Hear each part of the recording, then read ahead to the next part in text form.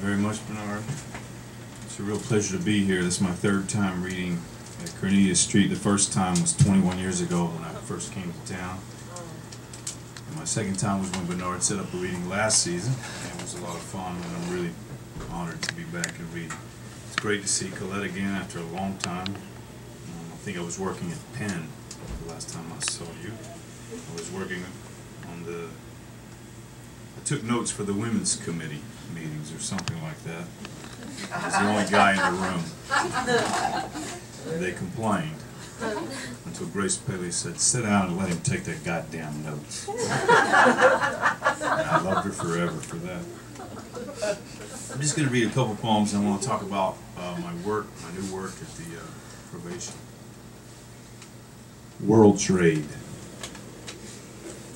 My sister Rebecca, for your brother Abu, I know a good deal when I see it.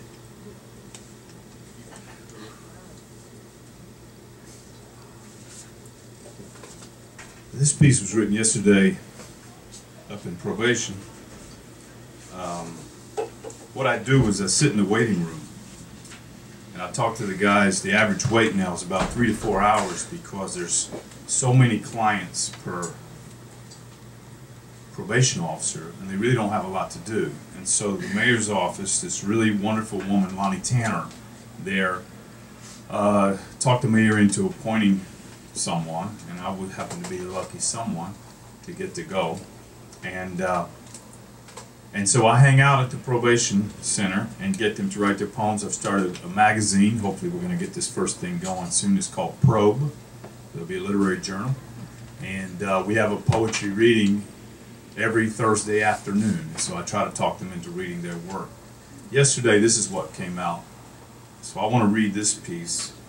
This is by a guy named J.R. Zhu.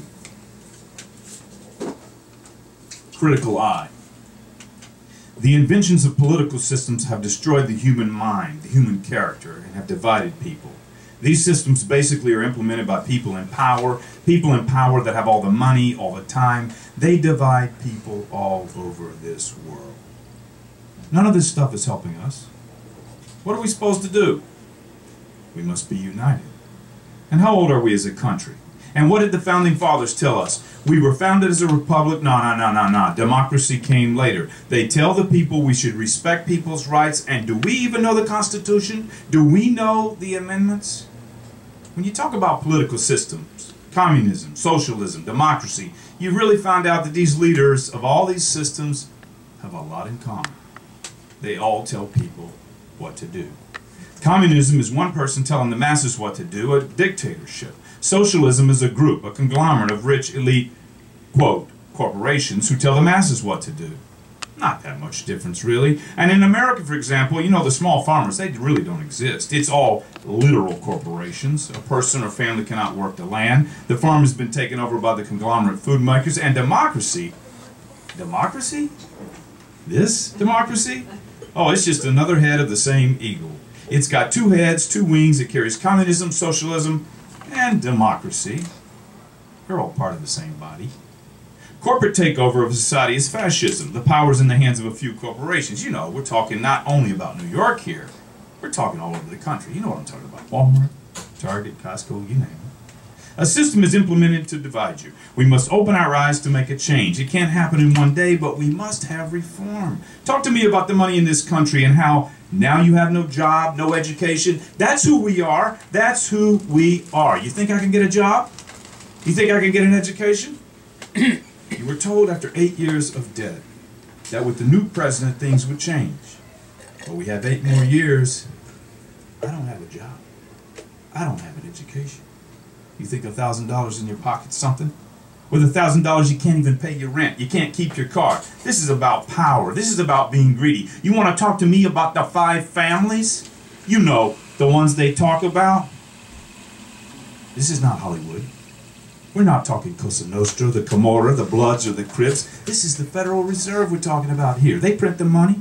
It doesn't matter which system of government you're living under, because the bankers, they don't care who rules because they have the power. They control the money no matter what system is in power. Come on. All of you guys, look at me. We gotta act as a nation, not a gang. Gangs go down. Mine did. Yours did. His did. They all fall. We have to tie our pants tight, make sure our dicks are hard, and use our head. Get educated, do your homework, read your damn Constitution, the law of the land. This text is more important to our lives here and now than any religious book, man. And read of your founding fathers. Study your Constitution, understand it, apply it. There is no other Constitution in the history of this world that has been more respected than the Constitution of the United States. That's why a lot of people want to come to this country. But now, all these elite, rich, fat people that have ruled our country, say for the last 4 decades, they've torn apart this Constitution. Without it, we have no power. And that's why we have to protect it. We gotta get our pieces back, man. You know why Homeland Security was created? Homeland Security is a system to spy on us. Think about it. Get off that Facebook, man. Get off that goddamn computer. You think this is a dating site? They read what you're saying. Be careful. Watch what you say on that thing. They're gonna come to your door and take you to one of those FEMA camps. Oh yeah, we all know. Don't get me wrong. FEMA's good, right? In an institution, they do help people in times of disaster. But when there's no disaster, what they up to? You know what they are? They're camps. We've seen this before. This is history, man. Don't forget it. These camps are equipped to house people who rebel against their government. And why would you rebel? Because you find out your government has become a tyranny. This is your country, your Constitution. Know your rights, man.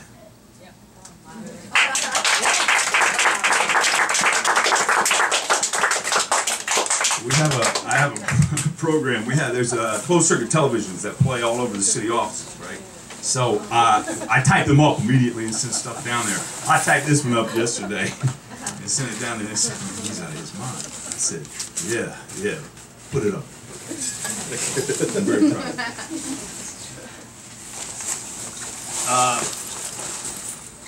You know, this is really inspirational, this whole thing, because I don't really write a lot of what I consider political poems either, but then I really got to thinking about it, and I think really the very act of writing any poem is political.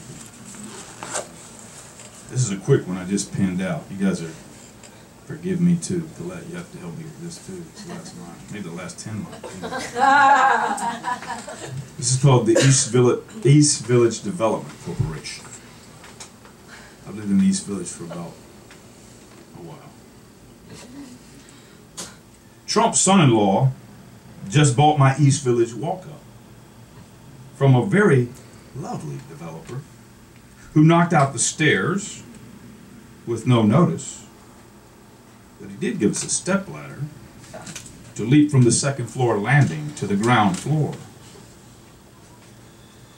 So we, the apartment full of pigeons and I, that just moved in last Thursday night, we got hope for the new Taj, the new tower.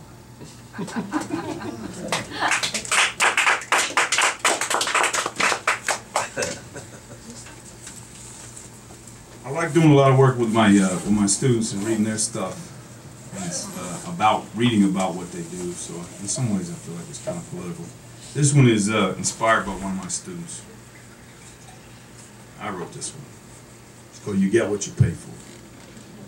I'm in the middle of robbing a deli when a kid I taught last summer walks in. Hey, don't I know you? Hey guys, it's the poetry guy. Oh wait, what are you doing? What does it look like? Like you're robbing the store. I am. That's cool. Now get out. You're funny. There's nothing funny about it. Now get the fuck out. You're robbing his place. Out now. All right. I wave my gun at the owner. He gives me a bag of cash. The kid grabs a candy bar and a pack of gum. He starts to walk out. I turn to him. What the fuck are you doing? Well, you're taking the money, right? Yeah. So I figure it's no big deal. Pay the man. What? Pay the man. I don't have any money. What are you coming into a store if you don't have any money? I don't know. You should never go into any store unless you're prepared to pay for what they sell. I pull out my wallet. I take out 2 singles. I give them to the kid. Pay the man. The kid gives the owner the money. The kid leaves, and so do I.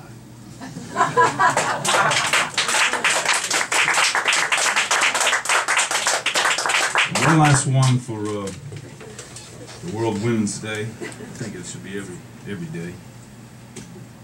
This is called You Have One New Message. And this is in the voice of a kid who's just come to town. I think he's kind of a student too. You have one new message. Don't listen for my voice in the crowd, you won't recognize it. Don't bother to rewind, call *69 to find from where this came. You can't put a name to what I'm telling you. It's going in deep, the way cigar smoke stiffens your hair, your coat, and lingers long after you've sobered up. Sit down, have a drink. I'm going to fill up this answering machine, and when it cuts off, I'll dial back and keep talking. You will hear so clearly you will think I'm still on the line long after my voice is gone. You will hear it in the shower, the way the water rings the bottom of the tub, making you know it's the phone. You will turn off the water. You will still hear it. You will come out wet, forget the towel, drip through the hallway, by the kitchen into the bedroom, leaving prints in the carpet that will give away your ears' refusal to stop hearing. Hours later, your husband will come through and sock feet and soak them in the evidence of your obsession. Since the first time I held you in my eyes, I was certain I am the great passion of your existence, Dr. Lucia Vinsanto. Neither of us can deny it. For now, this is where we stand. Dr. Vinsanto, I'm one of your audience members. I'm not a member of your organization, but I come frequently. I pass by at least once a week. When you have your literary programs, I'm always there. I listen to you introduce the speakers, and naturally, since the writers are different each time, I hear something I've never heard before. Honestly, some of them are not so good. Some are better than others, but the one voice that calls me every time belongs to you.